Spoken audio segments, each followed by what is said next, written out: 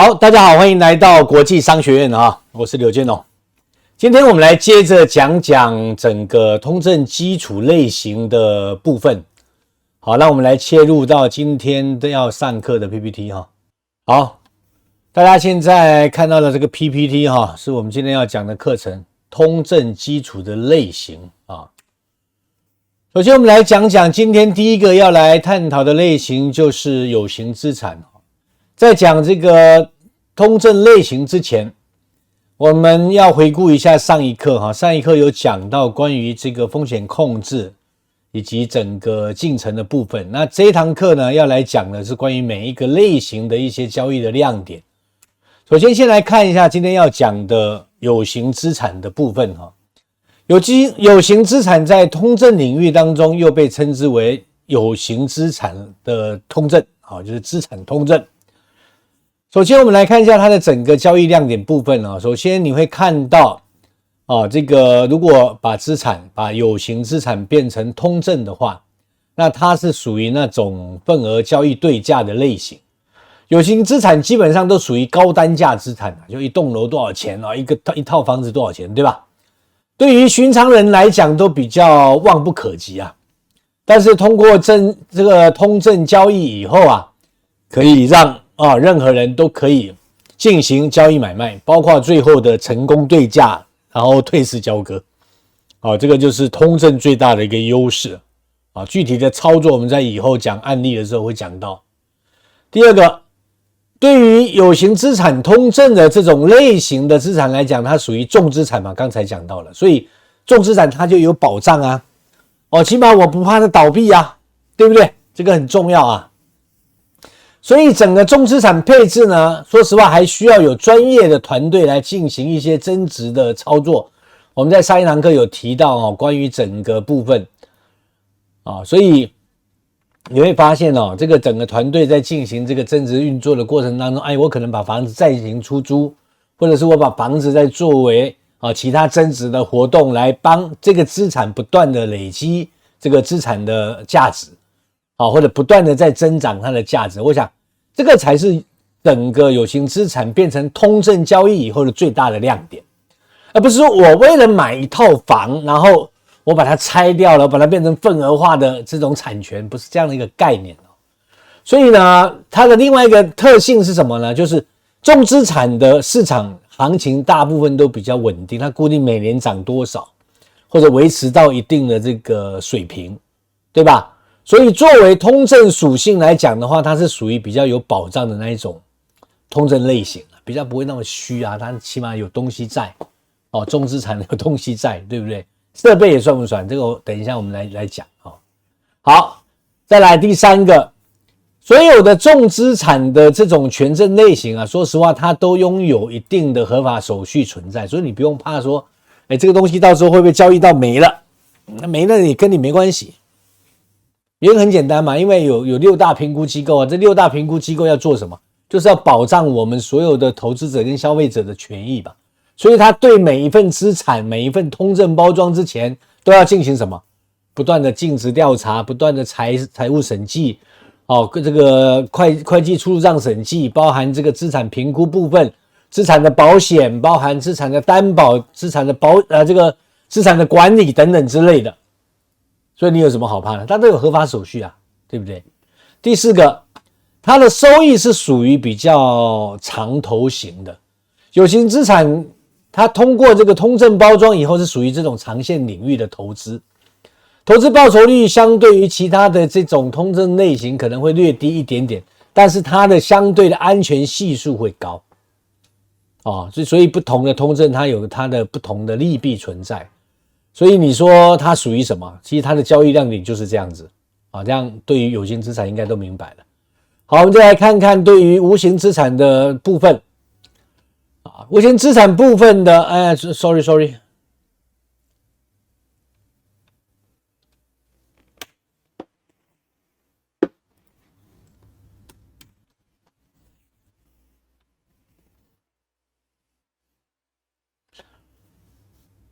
好，接下来我们来看看关于整个 IP 类型通证的一些亮点，好不好？首先来看一下哈，其实什么叫 IP 啊？IP 指的是个体的人或者机构或某个品牌或者是某个 project， 这个都属于 IP 的部分啊。IP 类型的通证属于人或机构的管理比较重的这个部分，对于自身的审查，说实话也会比较严格，因为它没有重资产存在嘛，对不对？但相对的合格的这种固定收益分红也是比较可观的，而且它是属于分红型的最佳选择了。我们就拿比如吧，这个什么叫 IP 比如一下哈，比如说某一档节目，比如说赵世界什么都聊，它可能被打包成一个 IP 类型的通证，一个 Link Pass。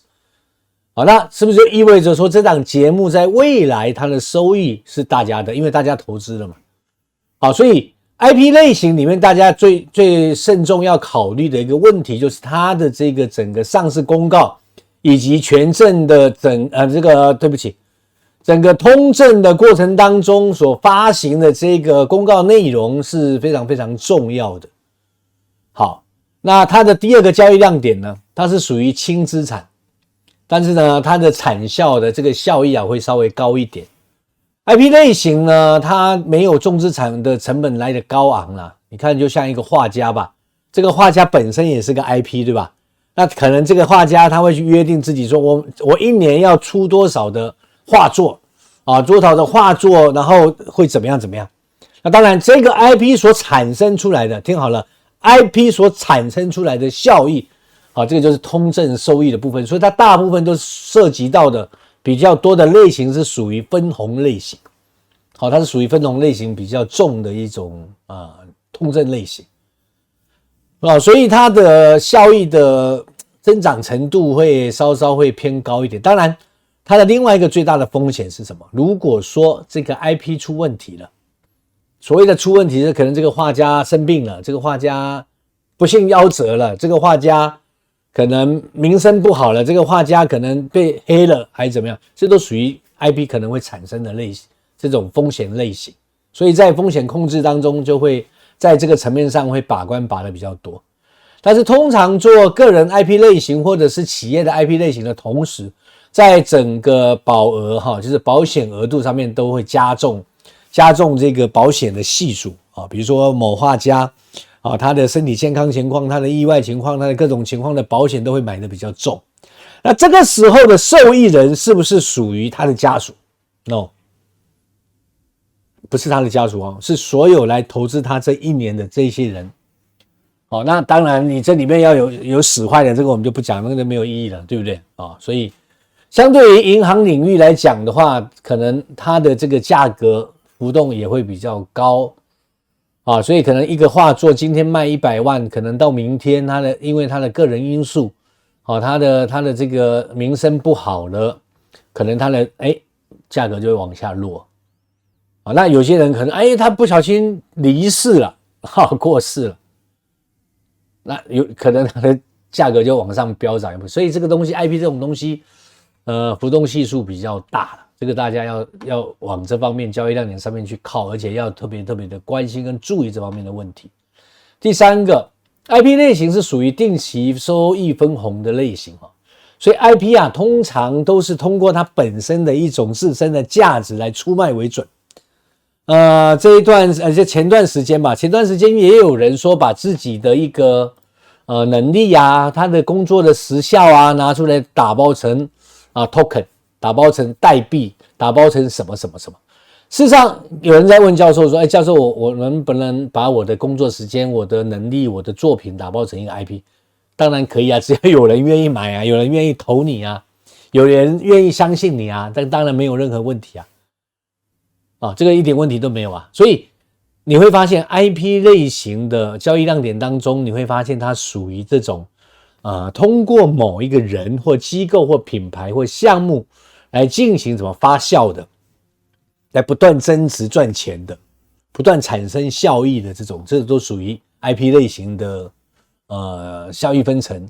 那这种效益分成呢，都属于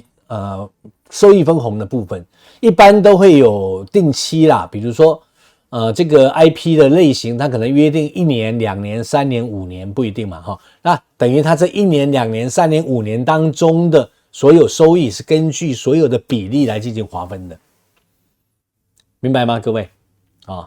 所以它也属于比较稳定啦，相对还算比较稳定，只要这个 IP 本身没有出任何问题的话，一般问题不太大。好，第四，它从这个收益上面来看的话，是属于分红型，刚才讲过了哈，它所以就会比较稳定。分红形式的通证啊，都是属于比较稳定的投资领域。相对于其他固定作品收益或是不是能够得到市场的变现能力的体现，就成为了 IP 类型或者作品类型的这种最主要的、最关键的考量因素。这个就是 IP 类型的交易亮点。接着我们来看一下这个数位通证什么叫数位通证？一起来了解一下吧。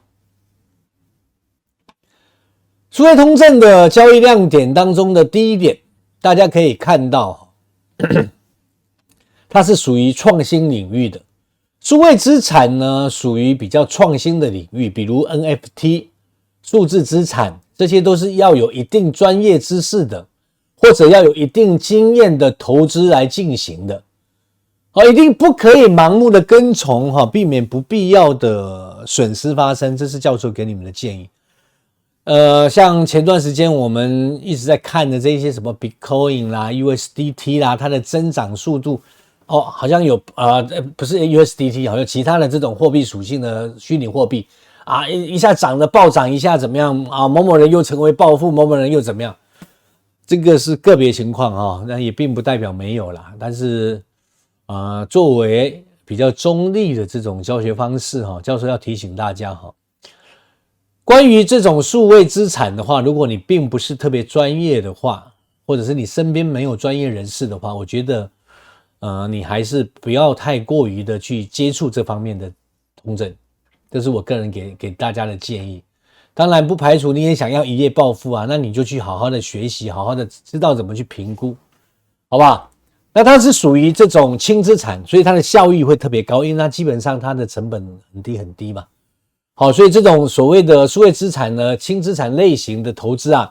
它的投资属于比较专业的领域，但是呢，它的效益相对也比较高，相对性的效益高，那它的风险系数也相对会比较高。这个大家要特别关注一下，好吧？第三，它的另外一个风险就是没有监管，而且风险会比较高。现在全球大部分的数位资产在很多的属地国家、归属国家都是没有法律可依据或者依靠的，没有的。相对的，发生任何问题的时候，只能够依据这个通证的公告来进行约束进行，没有办法根据资产登记形式来处置。它不像房子说我有登记资产，它不像 IP 类型的资产，我每发行的作品我都要去做著作权登记，对吧？这个风险的部分是在这个位置，因为有很多政府它没有办法有立法来做这个事情。那当然没有法可依的时候，你就没有办法去追溯或者是公开追查，这种情况也特别的多。所以大家在投资这种类型的资产的时候，大家要特别的注意，你的专业度很重要，好吗？再来第四种类型叫做不是类型第四个交易亮点叫做它是属于专业型的。前面再强调，后面再强调一次，千万不要盲目了。数位资产呢属于专业型投资通证，我再讲一遍该类型通证呢，通常与传统较为不同的是需要一定的这种领域的操作背景跟经验背景的人来进行操作，所以不熟悉的同学们，请大家不要盲目的去进行，好不好？这是教授给大家的建议。好，来最后看一下关于这个商品通证的部分。好，商品通证的部分呢，这个普遍性比较高啦，大家也基本上都知道我们有时候生活上也要用得到的啦，对吧？所以这些商品的普遍性既然高的，那表示它的流通性就比较强比如卫生纸这个可乐这些都属于商品，对不对？衣服麦克风这些它都可以流通的，大家也都认可，在我们生活当中也比较多。所以作为商品通证而言，在市场中它的普遍性高，可比性也比较高，它不属于专业的投资领域，好，所以它的这个投资呢会比较有保障，大不了我把货拿回家，可以吧？对不对？所以它比较可靠，它的风险系数相对也比较低。好，那商品当中又分为虚拟商品跟实体商品两类。好，所以商品通证当中分为虚拟商品以及实体商品，根据时效也有预购商品以及众筹商品的相关类型，这些都是属于家喻户晓的熟知领域，所以不用担心啊。像比如说这个虚拟商品，它也有它一定的虚拟价值存在。好，只要你懂，你再去接触，好不好？然后第三个交易亮点呢，它是属于市场监管范畴内的，所以它怎么样判定它为靠谱啊？无论从哪个角度出发，商品通证的管理办法都是成本比较低廉的，因为熟知嘛。好，因为相关属地国家在没有上市以前，它已经对这个商品已经做了什么？做了审查啦，你不卫生啊，可不可靠，有没有什么非法成分，有没有什么害人的成分啊？他基本上都调查完了，他才允许你的商品去买卖进市场销售嘛。所以这些监管的工作都基本上已经做完了，所以包含这个定价啦、评估啦等等之类的，所以商品通证在上市以前的6大机构的审查成本当中是最低的，它是最低的，因为我有相应的报告，政府都给我出了，我找什么第三方机构啊？对吧？但第三方机构无非就是认可，他也不能不认可，因为政府发的东西，对不对？好吧。第四个，从整个消费跟投资回报率上来看，它是消费型的这样子给它教育赚，消费型的总要用嘛。商品通证可以用另外一个角度来看待投资问题，就从这个消费观念来进行吧。心态也就比较平和，也不会去盲目的跟随，避免产生一些不必要的损失发生，对吧？那它的唯一的好处是什么？下架交割，商品到手没啦，够简单吧？就下架商品交割，然后商品到手了就你要买的东西嘛，没啦，够简单吧？好，接着我们来看一下最后一个无形资产的类型。把它调整一下来看一下无形资产的类型。教授有强迫症好，非得把它居在正中间不可不然看得我都难受。来看一下交易亮点无形资产的交易亮点一，它是份额的交易对价。无形资产基本上都属于高单价资产寻常人也都是望不可及的。但是通过这个通证交易以后可以让任何人都可以进行交易买卖，包含最后的成功对价。那无形资产属于什么？重资产吗 ？No， 它属于轻资产无形资产是没有重资产的成本来的高昂，没错，但是它的效益增长通常会比较高。比如说著作权这些版权这个都是属于轻资产，对不对？你的 logo 对吧？品牌等等之类，这是属于轻资产属于无形资产，对吧？所以相对于行业发展问题，可能价格浮动也会比较高。就好比说这个知识产权，或者这个版权，或者这个无形资产，它可能它的针对的这个行业，它会比较重了。比如说某一个配方好了，我们就假设某一个配方好了，那这个配方如果离开了这个行业，它有价值吗？可能它就没有价值。我们就好比说可口可乐的配方好了。这个可口可乐，它把它的配方拿出来作为一个无形资产来进行众筹，进行通证化发行，可不可以？当然可以但是这个无形资产的保护的内容会相当的多，包含无形资产在后续的所产生的效益也非常多。就好比说这个无形资产的这个 idea 或者这个配方的专利它可能占用了这一瓶可乐里面的多少个 percent， 这个都要声明清楚的。所以他在上市交易公告之前，通证发行信息披露之前，你都要专心的去看这个内容比如说某一个品牌，我们就拿华为吧，可能华为说，我这个品牌要拿出来做无形资产通证，可不可以？可以欢迎大家来但是无形资产是什么？不是只有看对不对？所以这个无形资产为这个企业为这个产品带来了多少效益，这个是重点比如说它可能会估值为 20% 或 30%， 那就相当于每销售这1年度当中、3年度当中、5年度当中，它每销售的一个产品的利润部分的 30%， 它要拿出来。因为我们投你的无形资产，那你无形资产产生的效益啊，是吧各位？这个才是叫做无形资产的增长部分。那当然无形资产的另外一个重点就是交易量点3，它是属于合法手续的，它有合法手续的，不用怕。哪天它要崩了或干嘛了，没事，我直接交割吧，统一交割。别忘了6大机构里面有个担保机构，这个担保机构是负责帮大家处理这个资产的，套现的，对不对？所以没有这个金刚钻，它绝对不会来拦你这个瓷器活的，放心好了。所以正常而言，无形资产在上市通证的市场是需要相当专业的投资专业户，或者有经验的、有眼光的投资者来进行交易买卖，因为它的投机性比较强。记住，它的投机性比较强。还有很多那种现在像现代在做无人机啊，做什么高科技 AI 啊这些，他拿到了专利，拿到版权，但没有钱生产的，这个也属于无形资产，这个也属于无形资产，好吧？第四，它的收益比较高，相对它的风险比较高无形资产的交易收益虽然比较高，但相对它的风险系数也比较高，在处置层面上需要更加专业的信托管理机构来进行处置，比如我们刚刚讲的资管，6大机构里面的资管跟担保机构因为有可能这个东西大家没看准，假设没看准它高大上，你看这个著作权多好这个未来上太空的发明专利比如说被认可了，真的有这份报告，大家也都相信。结果呢，没有一个专业机构来评断说这个东西 OK 还是不 OK对不对？然后大家盲目就跟投，卫星电话，什么太空车、太空船，结果呢崩了，这个东西没用，那怎么办？这些都是风险，明白吗？所以所有的人你们要学会去看公告、看信息披露，这里面的内容一个字都差别很大，千里万里。好了，讲了我们挑出来的5种通证类型以后我们来讲讲整个通证的类型总结，好不好？我们来总结一下今天的课。